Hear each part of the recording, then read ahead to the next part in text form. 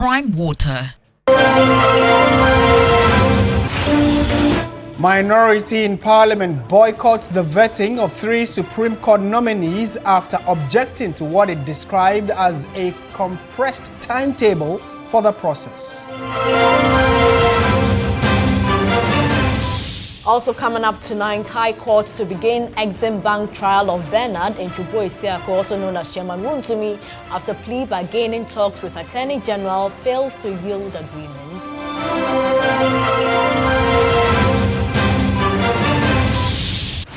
And later in the bulletin, Rabies claims 5 lives in Western and Western North regions as health authorities warn of rising dog bites amid low vaccination rate.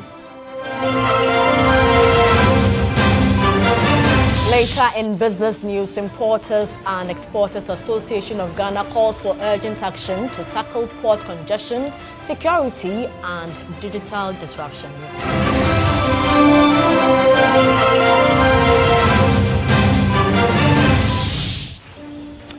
On the international front, the World Health Organization says outbreak of the Bundibugyo strain of Ebola in Uganda is over, but it is not under control in neighboring Democratic Republic of Congo.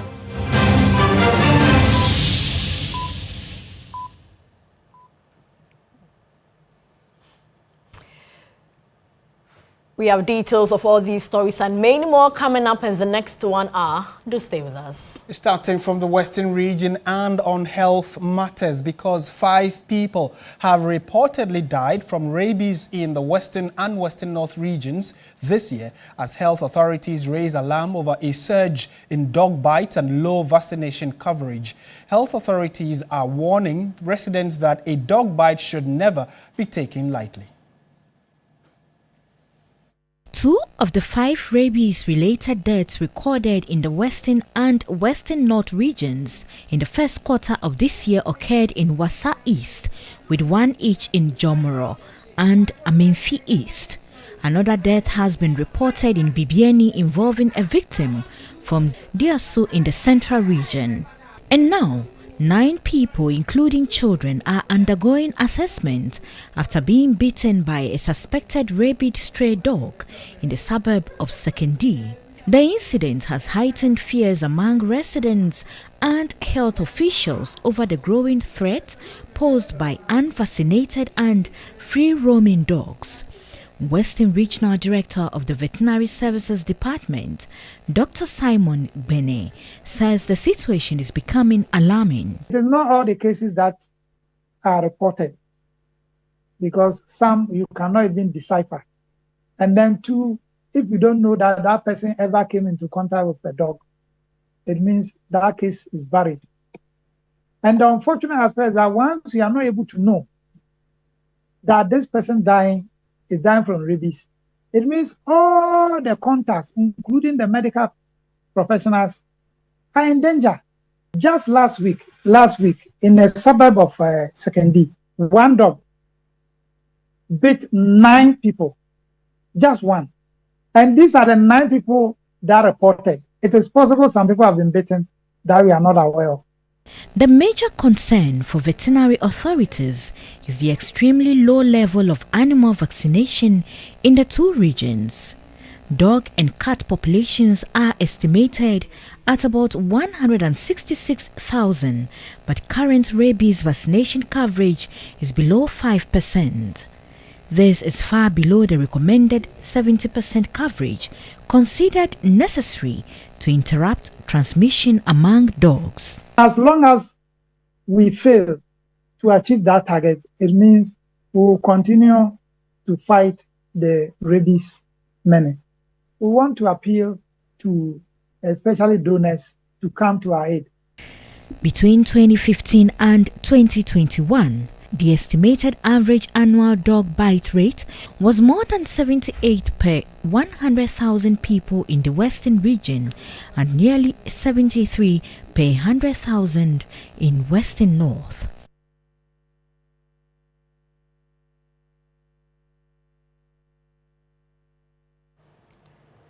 Away from the Western region, the High Court in Accra has scheduled the trial in the criminal case in which Bernard Nchuboisiako, also known as Chairman Wontumi, and 2 others have been accused of defrauding the Ghana Exports-Imports Bank. The court announced the failure of Mr. Nchuboisiako and the Attorney General to reach a plea agreement after granting an extension of time proposed by the accused for the parties to negotiate. Chairman Wontumi and the 2 others face charges including causing a financial loss of more than 30 million cedis to Exim Bank, obtaining funds under false pretenses for unexecuted farming project through Wontumi Farms Limited, and money laundering.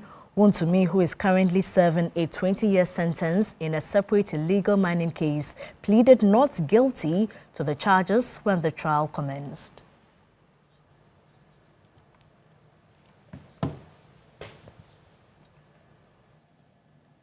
In more news this evening, the 9th Parliament has been characterized by walkouts during vetting proceedings, with the minority mostly disagreeing on procedure and constitutional issues. The vetting of 5 nominees appointed by President John Mahama saw dramatic turnouts with heated exchanges that had led to the walkout of the minority and held the entire process hostage for nearly an hour. Christian Yali wraps up the vetting in this report.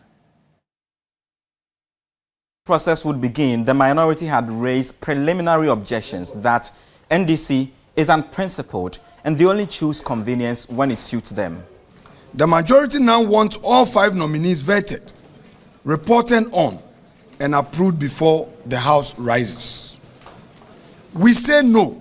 NDC is an unprincipled political party. It does not believe in political principle. It is inconsistent and it acts out of political convenience. Sooner than later, the vetting process began with the outgoing majority leader, who has been designated for the Ministry of Local Government, Chieftaincy and Religious Affairs. But there were striking things. One was on the National Cathedral project. He says it was a good idea, but badly executed. If you are asking specifically about the National Cathedral that President Nana Akufo-Addo, when he was president, initiated, I also don't think there's any problem with the idea. I think it was a good idea that was badly executed. Dr. Zaneto Ajman-Rawlings took a turn as the Minister-designate for Environment, Science and Technology. She says the styrofoam ban has been long overdue, but she also has a recommendation on how Ghana should adapt implementation of artificial intelligence. The most crucial aspect is to ensure that we have the proper oversight, human oversight of artificial intelligence as we use it. What was largely anticipated or expected was the vetting of the 3 Supreme Court Justice nominees. Minority Leader Alexander Fielmakin reiterated the point about how the process was being rushed. His claims were overruled and dismissed by the chairman. I therefore consider all grounds of the minority leader as flimsy and hollow. I considered his objection to be frivolous, vexatious, unmeritorious, baseless on the facts, the rules, and the law. And that yielded in exchanges between leadership. I kept quiet on me. I didn't call on. I said the resolve. Rule. No, I didn't say rule. I said resolve. Don't get me wrong. No, resolve. Honorable Minority Leader. No, please. Let your microphone be off. No, Chairman, don't start your thing. Don't start it. And then finish and think you can control narrative. Majority Leader, take your time. No, take your time. Majority Leader, he's capable. No, take your. He doesn't need a lawyer. Please. Let him. This is it. Rule it. Take your final orders. You people are taking this majority thing too far. You are my mate. I was called before you. I was called before you. You are my steady mate. And you know my law is on soil. So stop what you are doing. It's very clear. Have you seen the order? You know my law is on soil. Do you know? Eche, you know. You also don't let politics, you also know that, make you behave this way. Outrage, he cannot rule. The vetting process continued for all three nominees without the minority after they had walked out.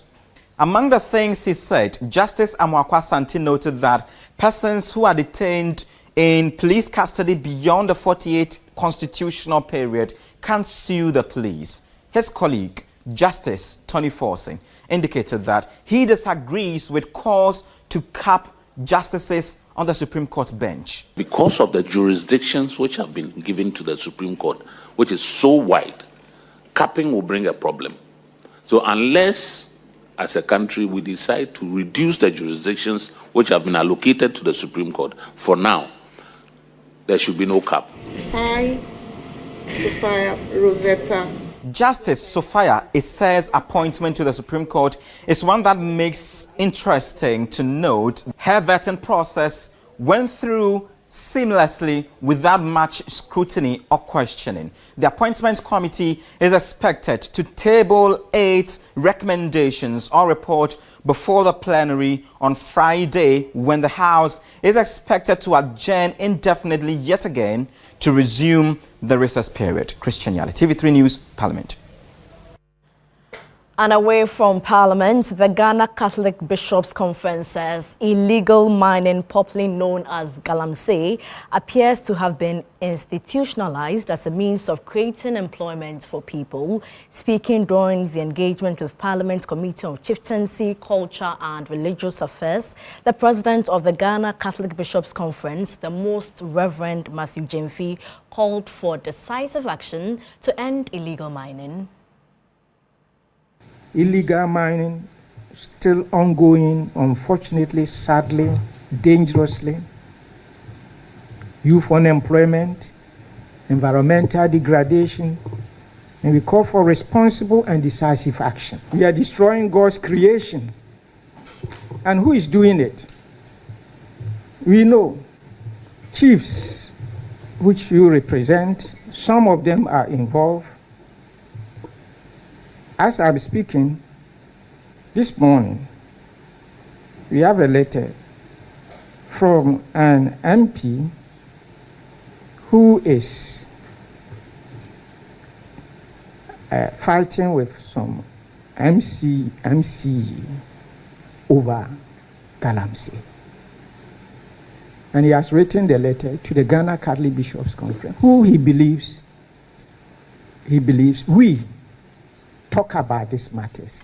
So he's giving us these things. So there are clear evidences that chiefs, politicians, some members of parliament, some MCs, some of these involved in this. And now you do not know, it appears that is even formalized as a way of giving employment to people. But if we really do the cost-benefit analysis, we see we are on the losing side greatly. And our chiefs and our members of parliament, etc., can do something. But if we who are supposed to protect are the ones who are doing it, then may God bless. In more news this evening, President John Mahama has commended the Ghana Civil Aviation Authority and the Ghana Airport Company for taking a firm stance against the practice of soliciting tips from passengers and visitors at the Accra International Airport. He notes that the conduct tarnishes Ghana's image and undermines efforts to deliver a professional and welcoming experience for travelers. The president made the remark at the sword-cutting ceremony for the multi-purpose, multi-tiered car park and airport hotel complex at the Accra International Airport. The property will feature 2 hotels, a pedestrian connector to the terminal, more than 2,000 car park bays, a shopping mall with a food court, retail and office spaces, as well as a sky lounge and sky observatory for aircraft viewing.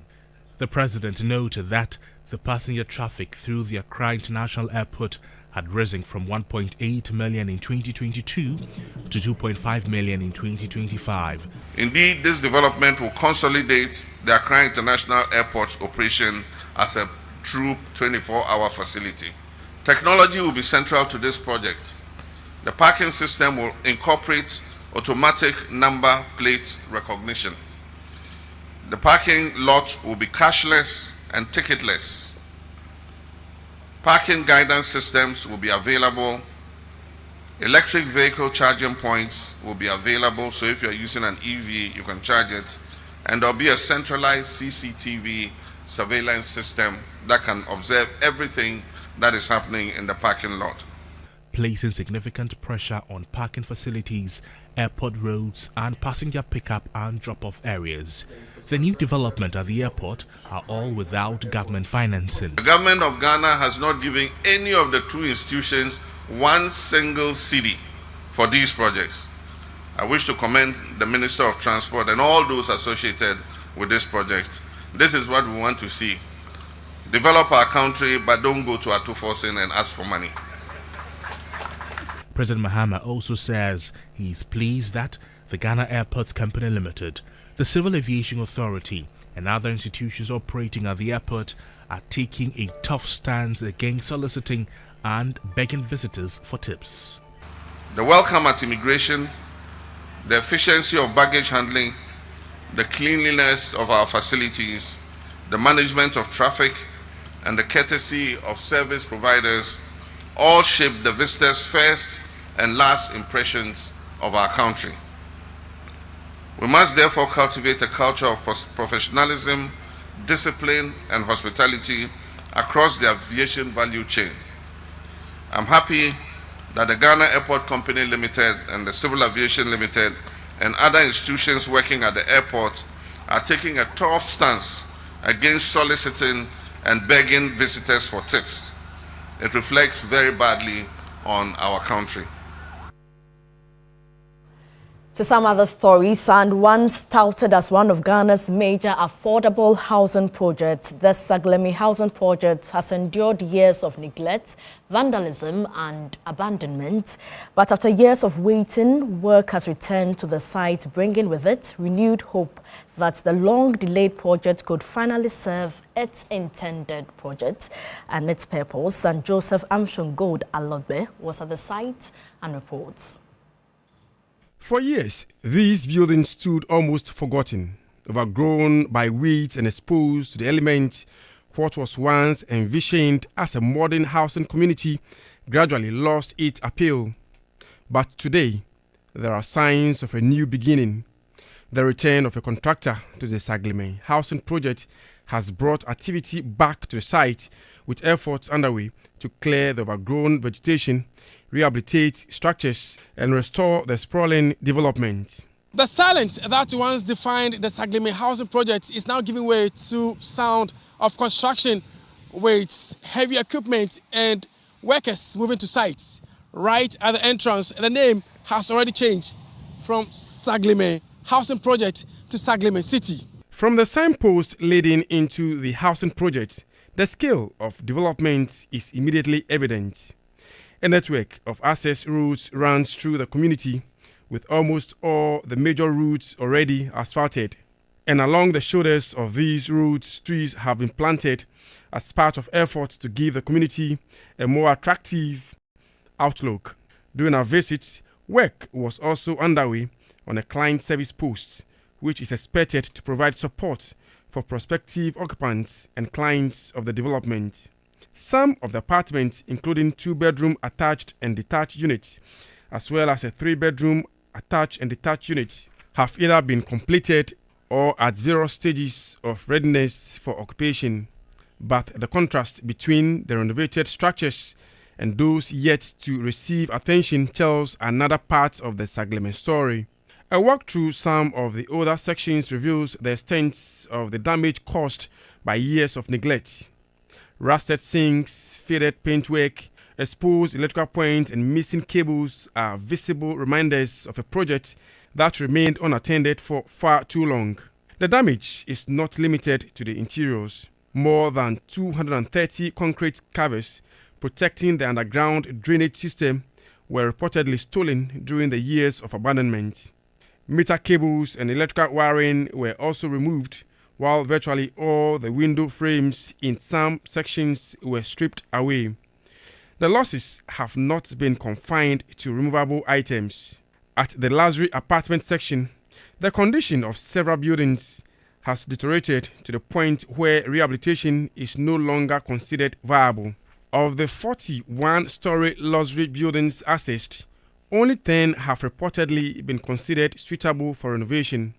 The remaining structures are said to have lost their structural integrity and will have to be pulled down.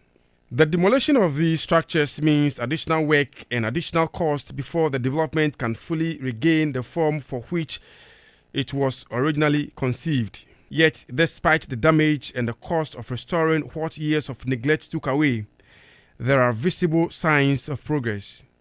The weeds that once swallowed parts of the housing projects are gradually being cleared. Freshly worked on buildings now stand in sharp contrast to the neglected structures nearby. And for some of the completed apartments, the long-awaited moment of occupation appears to be drawing closer. This is perhaps the clearest sign that Saglemi is slowly coming back to life. Where weeds once dominated the landscape, workers are now moving around the site. Where buildings once stood neglected, some apartments are being restored. And where there was uncertainty, there is now renewed expectation. The expectation received another boost following President Mohammed's recent visit to the project. His indication that about 700 housing units could be ready by March 2027 has raised hope among prospective homeowners and stakeholders who have watched the project for years. But for many, the ultimate measure of success will not simply be the clearing of weeds or the renovation of individual buildings. It will be the day the entire project is completed, services are restored, and the houses are finally handed over to buyers and occupants. Joseph Armstrong, Good Alubi TV3, Saglemi. Let's turn our attention to education now, and more than 300,000 pre-tertiary teachers are set to withdraw their services from Monday, August 31, in protest over delays in placing promoted teachers on the appropriate salary scale.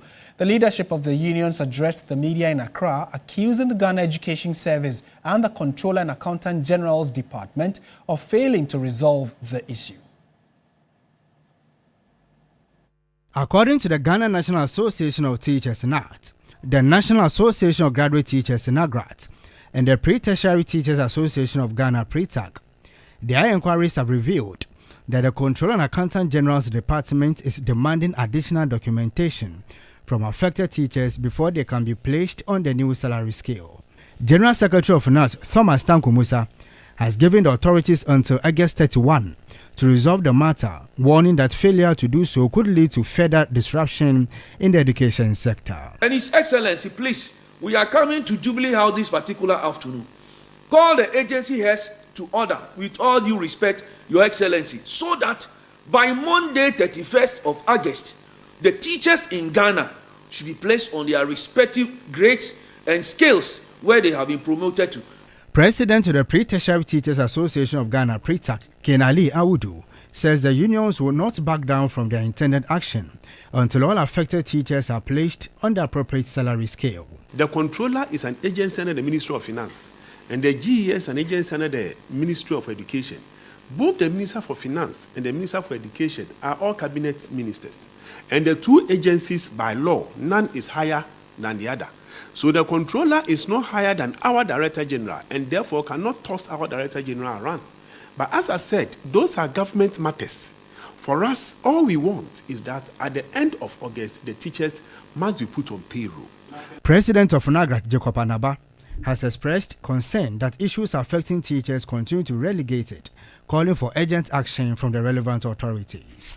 Even the teachers that we have will lack teachers in certain areas of our country. We lack teachers. So many So the numbers, we have not gotten there yet. Promotion shouldn't be an issue at all. So 31st, if we don't hear anything, then they shouldn't blame us. The unions say the intended withdrawal of services will remain in place until the affected teachers receive their rightful salary placements. In more news tonight, Ghana's poultry sector is set to receive a $270 million boost in investment while creating more than 1,000 direct and indirect jobs in rural communities across the country. The initiative by the 24-Hour Economy Authority, which is making foreign and domestic capital available to farmers, aims at reducing the country's dependence on imported chicken while strengthening the local agricultural value chain. In 2025, Ghana imported chicken worth 2.84 billion cedis, accounting for up to 7.8% of the country's total food imports. According to experts, the recurring dependence on imported chicken highlights the significant market opportunity for local poultry production and the need for strategic investment to grow the sector. But with access to funding remaining a major challenge to agricultural development, the 24-Hour Economy Authority says funding has now been secured. The presidential advisor on the 24-Hour Economy, Guzi Tano, says the new investment is designed to address the structural challenges limiting local poultry production. This investment will create at least 12,000 jobs, indirect and induced. At stage one, it targets 20,000 tons of dressed and processed broiler products per year, scaling towards 50,000 tons at full build-out. On completion, this will stand as one of the largest UK agri-food investments in Ghana has received in recent times. For the CEO of Agrium Capital, Rod Bassett, the investment will also stimulate economic activity in rural communities. Our approach is one of collaboration. We cannot do these scale and type of projects alone as private sector. It requires engagement with secretariats such as the 24-Hour Economy, the Government of Ghana, the various agencies of Ghana, but more importantly, strategic, sovereign and institutional investment partners who share the vision and purpose of what we're trying to do. The ultimate goal is to build a competitive poultry industry capable of meeting domestic demand, creating jobs and eventually competing in export markets. Still watching News 360 on TV3. Well, let's let you know what's going to be happening to the weather for the next 12 hours. And thunderstorms or rain of varying intensities are expected over the northern sector as well as parts of the transition portions of the country this evening into the night hours. Here are the figures for the next few hours. Weather News segment is brought to you by Syntex Tank.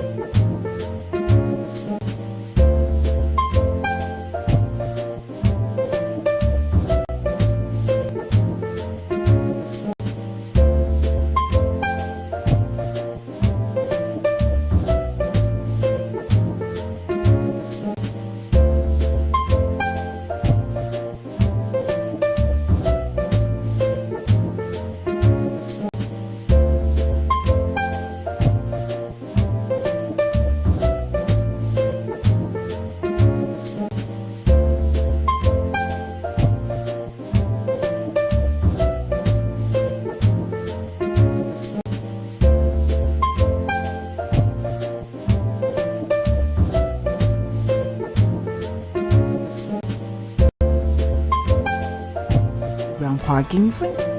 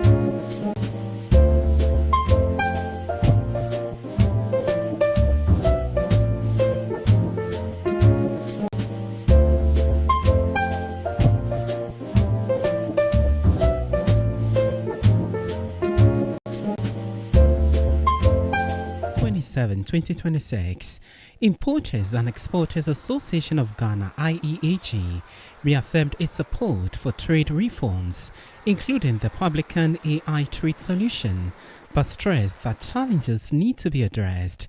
This, the Executive Secretary of the Association, Samson Asaki Awingobit, noted will help strengthen investor confidence. We believe that its success, as well as the broader objectives of Ghana trade reform, must be complemented by efficient port infrastructure, reliable digital systems, and enhanced security and effective stakeholders engagement. We therefore call on the relevant authorities to urgently address the challenges of container congestion, port security, and digital services disruption. The association further called for continued collaboration between government and stakeholders to build competitive, secure and transparent ports that supports Ghana's economic development. We want to call on the Commissioner of Customs that we cannot use 9 hours on one container at MPS. It is not good for this modern port that we are having there. We believe that at least they should reduce the time spent on one container inspection, especially at MPS. That's where the complaints are coming. 9 hours is unacceptable. If MPS doesn't have the platforms, please, those containers should go to Golden Jubilee or refer containers of the Ghana Port and Harbour Authority for swift clearance process. In more news tonight, Ghana's building cost inflation rose to 4% in July 2026, up from 3.1% in June, driven largely by higher prices of construction materials and a sharp increase in plant and equipment costs. This was contained in the Ghana Statistical Service July 2026 Prime Building Cost Index. Data from the Ghana Statistical Service's July Prime Building Cost Index shows that the index increased to 138.3 in July from 133 a year earlier, representing a 0.3% increase between June and July. Materials remained the biggest driver, recording 5.1% year-on-year inflation, up from 3.9% in June. The category accounts for 76.5% of the index basket and contributed 97.3% of the upward pressure on overall building cost inflation. Plant and equipment costs also recorded a sharp increase, with inflation accelerating to 18% from 16% in June. However, labor costs continued to ease, declining by 3.2% over the year. The Statistical Service says, despite the July increase, building cost inflation remains well below the 14.2% recorded in July 2025, indicating a significant moderation in construction cost pressures. It is advising households and businesses to update construction budgets using current market prices and compare supplier quotations, while government is encouraged to monitor plant and installation costs and strengthen local supply chains.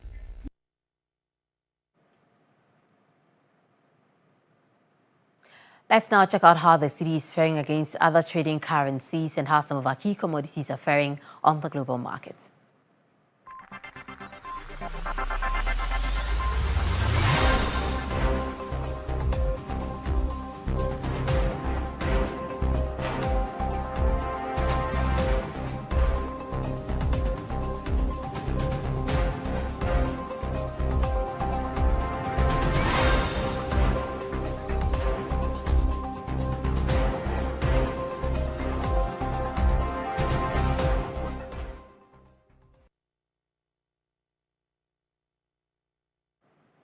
And that's it for Business Tonight on News 360. I am Menu Af. We have more news updates for you as usual. Stay with us.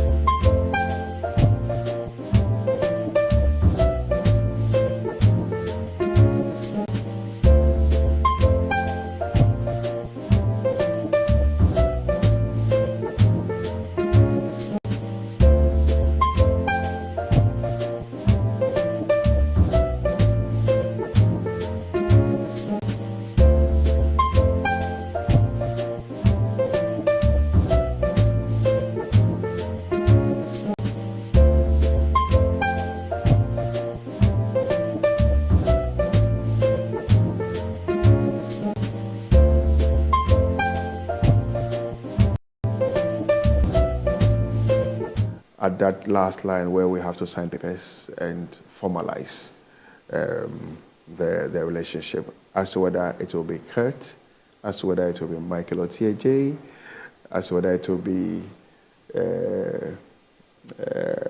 the guy who was a coach when Red Lions and Copper Lions played centuries ago. I wouldn't be able to tell you today, but what I can say for a fact is that we have a machinery in place and we are working. Still on Ketokreku, the GFA boss says that the Black Stars will go all out against Cote d'Ivoire in their opening game of the 2027 Africa Cup of Nations qualifiers. The game is set to be played at the Stade de Boaké on September 24. They are a very good team. I think that it will be a very interesting game. What I also know is that Ghana showed a lot of organization at the last World Cup. We showed that we are improving, and we showed that we can compete at the highest level. I am again happy that going to the World Cup as the least ranked team in the World Cup, we came out of the World Cup as the 24th ranked team. Okay, that should tell you that Ghana has made progress or did make progress at the Mondial. And that psychological block of losing games, I think doesn't exist anymore within this team. And we'll go to Cote d'Ivoire in full confidence and it will be competitive. To Nigeria, where Alhaji Ibrahim Gusau has formally resigned as the president of the Nigeria Football Federation, ending his tenure at the helm of the country's football administration. He did so on Thursday in Abuja during a press conference following weeks of intense scrutiny over Nigeria's disappointing results across various levels of international football. The resignation came as the NFF Congress held an emergency meeting to address the leadership crisis and to consider the future of the federation. Let's do some more here, where Europe's biggest teams land their opponents in the new Champions League season as the league phase draw took place on Thursday in Monaco. Paris Saint-Germain were handed meetings with Barcelona, Manchester City and Aston Villa among their 8 matches in the league phase. Arsenal will notably host Real Madrid, Borussia Dortmund and Lille from France. Liverpool will be at home to Atletico Madrid in a feisty tie, while Manchester United come up against Bayern Munich in a repeat of the 1999 final.